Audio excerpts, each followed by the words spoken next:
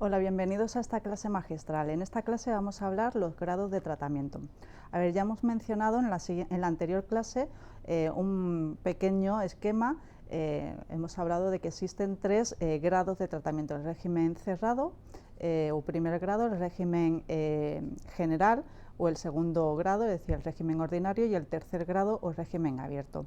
También hemos mencionado el artículo 72 de la Ley Orgánica General Penitenciaria, que es el que establece este sistema de individualización científica, donde se caracteriza por donde el tratamiento debe ser individualizado, y ese tratamiento se va a establecer siempre y cuando conozcamos la personalidad y el ambiente del recluso.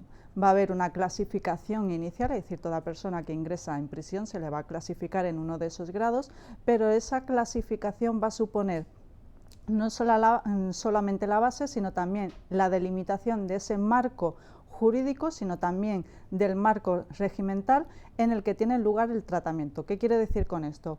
Que el marco jurídico y del régimen no va a ser el mismo los que estén en el primer grado que los que estén en un régimen abierto.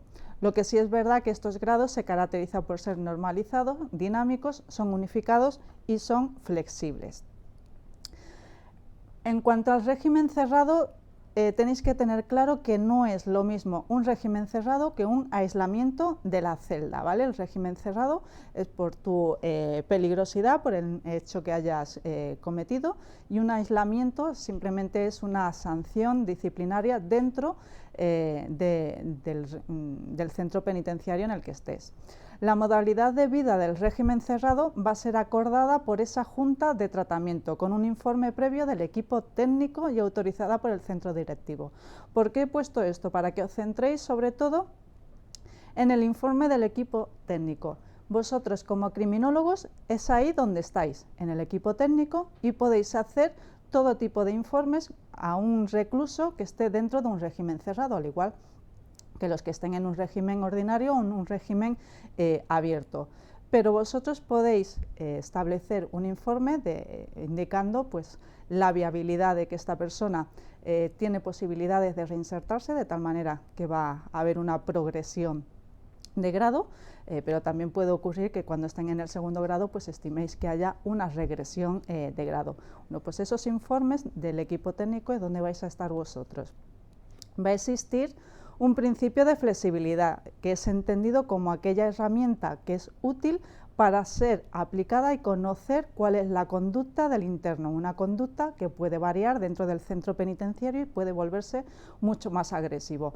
¿Os acordáis de ese síndrome de Ganser que hemos estudiado en la asignatura de criminología clínica? Bueno, pues ahí es donde tiene aplicación. Y por otro lado, tampoco se debe de confundir el tercer grado con los beneficios penitenciarios.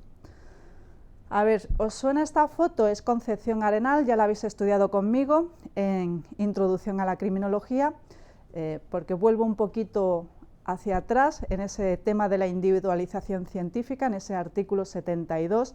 He puesto aquí del reglamento penitenciario, pero es de la Ley Orgánica General Penitenciaria, ¿vale? Esta mujer ya en su época hablaba y abogaba porque era necesario una individualización científica.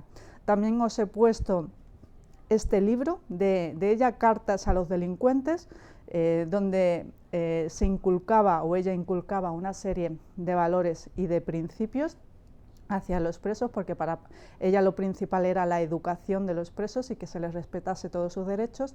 Y bueno, una frase típica que es abrir escuelas y cerrar cárceles, porque ella consideraba que toda persona que recibiese una educación era menos propensa a cometer hechos delictivos. Esa individualización científica, ¿cómo la vamos a ver?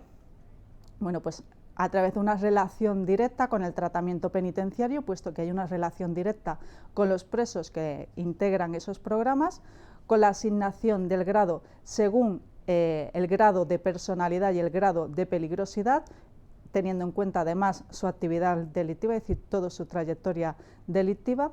Se va a establecer una clasificación inicial y lógicamente puede haber una progresión de grado. Todo ello es la individualización. Aquí os pongo un poco esquemático cada uno de los regímenes.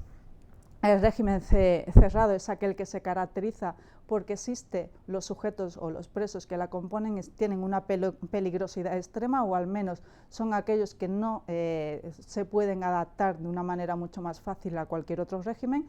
Evidentemente su actividad dentro de ese centro penitenciario es mucho más limitada, tienen un mayor control, no salen todo lo que quisiesen al patio, tienen las horas limitadas, suelen estar separados uno de otro para que no exista conflictos entre ellos, y sí existen programas de tratamiento penitenciario para ellos, pero sí es verdad que es mucho más limitado.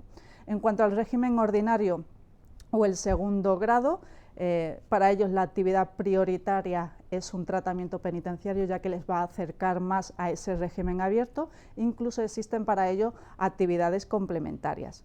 El régimen abierto, bueno, pues es el tercer grado, donde se establece una diferencia, es decir, puede existir un régimen abierto propio o un régimen abierto impropio, como se verá.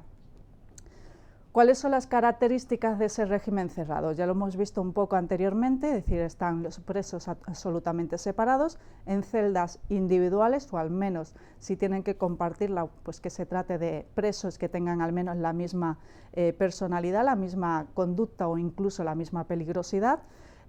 Actividades limitadas para ellos, tienen un mayor control, una mayor vigilancia, hay mayores medidas de seguridad, de orden y de disciplina, y en ningún caso para ellos el régimen de vida puede establecer una serie de limitaciones en el régimen penitenciario que sean iguales o superiores para el caso de aislamiento de celda, porque en el caso de aislamiento de celda se trata de una sanción disciplinaria. El régimen abierto, hemos dicho antes que existía un régimen abierto propio y un régimen abierto pleno. A ver, el régimen abierto propio es el régimen abierto normal, tipificado en el artículo 81 del reglamento, que viene a deciros que el régimen de estos establecimientos será el necesario para lograr una convivencia normal en toda la colectividad civil. Y es el artículo 82 del reglamento penitenciario el que sí habla de ese régimen abierto impropio. De hecho, el título de ese artículo es régimen abierto restringido. Y ahí os pongo cuáles son las características por las cuales determinados reclusos van a estar dentro de este régimen abierto restringido. Hay que tener en cuenta la peculiaridad trayectoria delictiva, es decir, los hechos delictivos que haya cometido esta persona. Hay que tener en cuenta su personalidad anómala, ya que se consideran como psicopatologías. Hay que tener en cuenta otras condiciones personales de cualquier índole y la imposibilidad de un desempeño en el trabajo en el exterior de la prisión.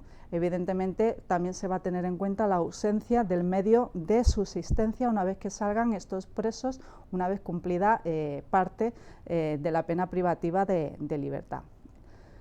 ¿Cuáles son los criterios que se va a tener en cuenta para clasificar a un preso?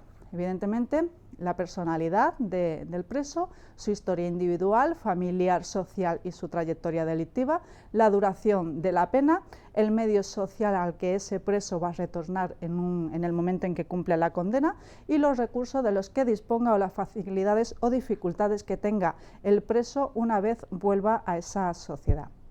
Aquí, para finalizar, os pongo cuáles son los datos de la población reclusa a abril del año 2015, de este año presente, según el tratamiento penitenciario, es decir, según los grados. Vemos que están en el primer grado, el segundo y el tercer grado, y los que ponen sin clasificar pues son los que están en prisión preventiva. Y se divide, bueno, pues entre hombres y mujeres, pero podéis quedaros con el total.